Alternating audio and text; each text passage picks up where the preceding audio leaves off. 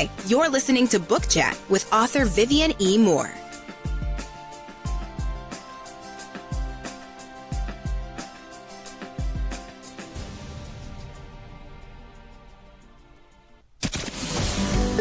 Welcome, everybody, to this week's episode. We really appreciate you joining us. This podcast really shows us how we can all learn, live, and thrive off of each other. By sharing our knowledge through our conversations, we will impart some knowledge whilst learning ourselves how to progress even further. Here is your host.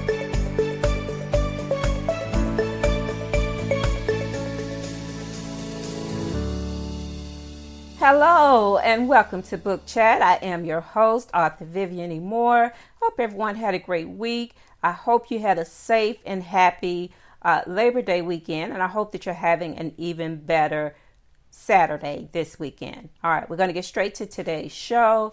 The title is, Are You Trying to Confuse Me? And the topic is the power of misdirection in suspense and thrillers. Well, you know, it's the question every reader or viewer asks, half in frustration and half in delight, when they find themselves tangled in the twist of a suspenseful thriller. But here's the secret.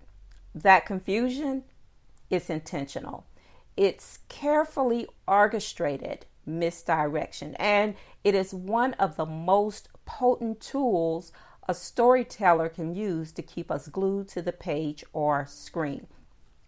You know, in today's episode, we're going to talk about, or we're going to explore, how misdirection fuels suspense and thrillers and why it works so well and how it transforms a good story into an unforgettable one.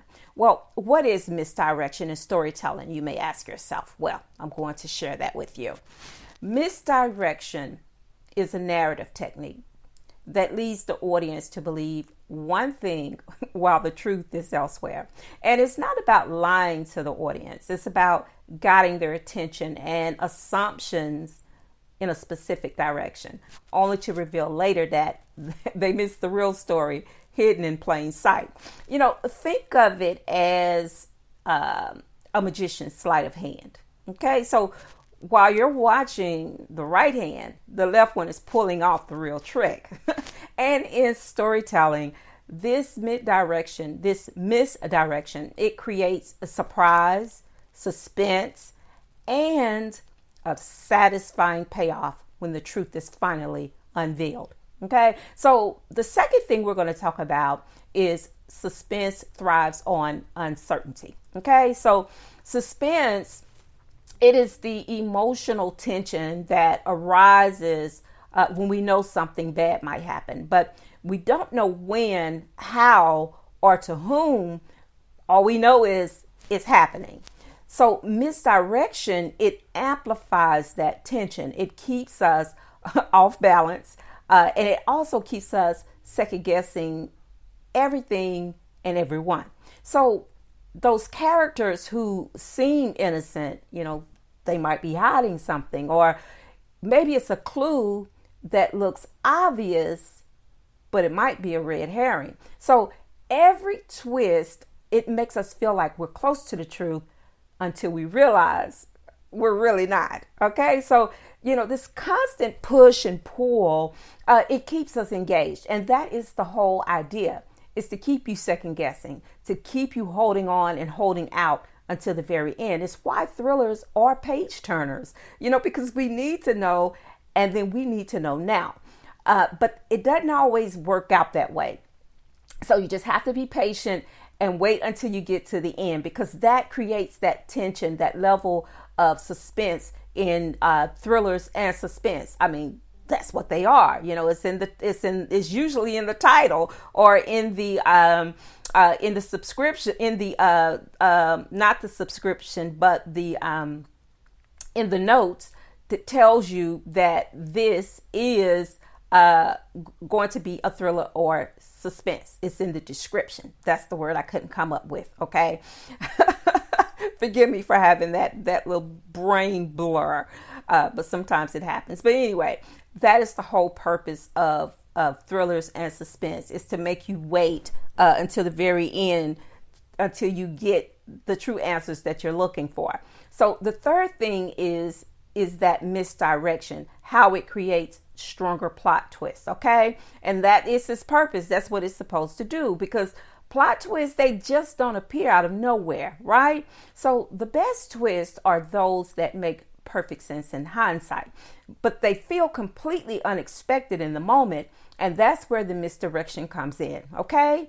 By planting those clues and then leading the audience toward a false conclusion, the writer is actually setting up a twist that lands like a gut punch, all right? So the reveal isn't just surprising, it's also rewarding. So suddenly everything finally clicks, and then the readers go back to earlier chapters or they rewatch those key scenes and then they marvel at how they were fooled, okay?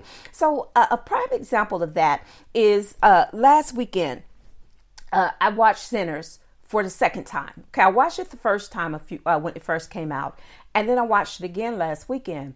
And because there were some things that I realized I missed when I watched it the first time that I discovered the second time I watched it. So it wasn't like I knew what already was going to happen, but it enhanced me viewing the story again, because the first time, all of those feelings and the tenseness and the stress and all of those things that I felt when I watched it the first time, I also felt it the second time I watched it. They didn't go away, because as I watched it, I saw things that didn't appear to me the first time I watched it, and that is what made it that more exciting when I watched it the second time, because I missed a whole lot of things because I was so engaged in watching that movie that I really wasn't looking, I was just watching. I really wasn't seeing, I was just watching. But the second time I did all of those things, and then it all came together in the end, and it made the movie,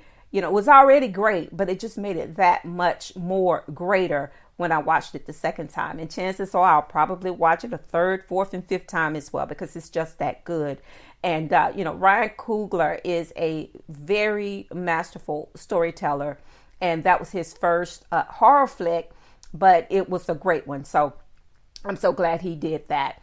But anyway, that moment of clarity when I watched it the second time, it was like, wait, what? That reaction is the hallmark of a great thriller. Okay. So the fourth thing I want to talk about is the question, are you trying to confuse me? Yes. And it's brilliant, because when a character or reader say those words, are you trying to confuse me? It means that story is working. It means that the audience is invested enough to care about what's real, what's fake, and what's coming next. Okay, that's all of that at the edge of your seat drama that we live for when we're reading a thriller or suspense, or we're watching a thriller or suspense. Okay, this confusion, it is not a flaw, it is a feature, and it forces readers to engage more deeply, to question every motive, and then dissect every scene. And not while you're watching in a movie, please. At least do it inside your head. Don't do it out loud, because it disturbs other folks that are actually trying to watch the movie or trying to read in peace. Okay. Misdirection, it transforms passive consumption into active participation. Okay.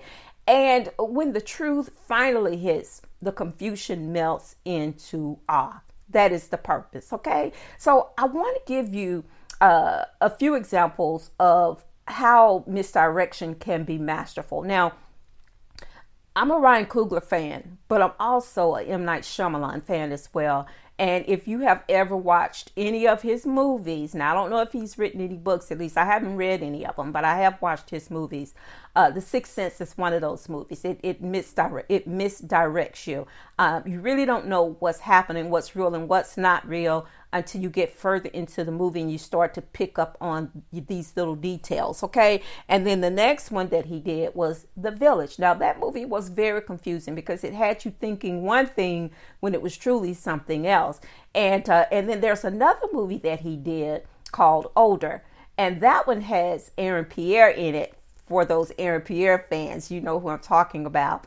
You might want to watch that movie because he is definitely in that movie, and it's another good one. So he is one of those masterful writers that can misdirect you in a story that will keep you hanging on until the very end, because you want to know what's happening. You want to know if what you're thinking is actually what's going on. And, you know, that can only be accomplished by someone who is a masterful writer of misdirection. Okay, it's necessary, especially if you're writing suspense or thrillers. That's the whole point of reading a suspense or a thriller, because you know those things are going to be in the details. Okay, they're in the details. They're in the heading of the story.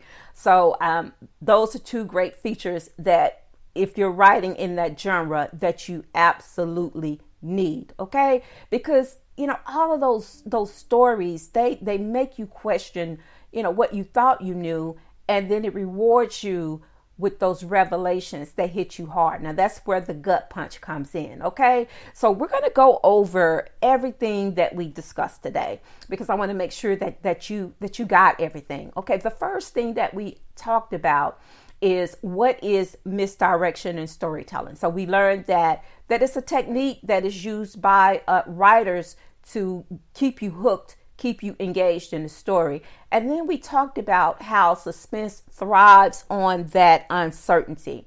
And then the next thing we talked about was how misdirection creates a stronger plot twist. And we need that, because what's the point of reading a book if it does not have a great plot twist? We need that. Okay. And then the fourth thing is, in confusing readers, it's not just a tactic. It is a brilliant procedure that actually does confuse the reader. But in the end, it leaves them applauding your efforts because you did your job well. And that's the whole point of having misdirection in stories, to get you talking about it, to keep you talking about it, to keep you reading, to keep you engaged. That is the whole story of it all. That is the whole reason for it all, is to keep those things happening so that you would stay with the story. Okay. And then we know that misdirection is such a great thing.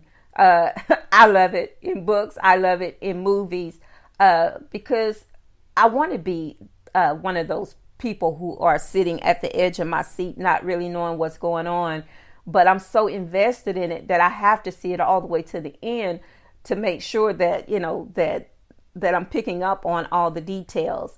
And then I want to be pleasantly surprised at the end when all of those parts, all of those elements start coming together. You know, that is the importance of having that misdirection into stories, because, you know, again, that confusion is not a flaw. It is definitely a feature, and it helps to keep you engaged. It helps you to question, you know, every motive, and to dissect all of those scenes, because, you know, when the truth hits you, it is that confusion that melts into awe. It's like, yes, that's what I thought. So in the end, you know, we need to embrace the confusion, because the next time you're reading a thriller and then you find yourself, you know, saying those words, "Are you trying to confuse me?" Take a moment to appreciate the craft. You know, that confusion is a sign that the author is doing their job, keeping you guessing and drawing you deeper into the web that they've spun for you. All right. So misdirection isn't just a trick. It's a promise that the truth is coming. And when it does, it will blow your mind. All right, guys, that is the show for today. And as I always say, remember to tell those who you care about the most how you feel about them today, because tomorrow is not promised. It may be the only chance you get to say it. So on that note, I love you. I hope you love me back. And until the next time you hear my voice, God bless you and goodbye.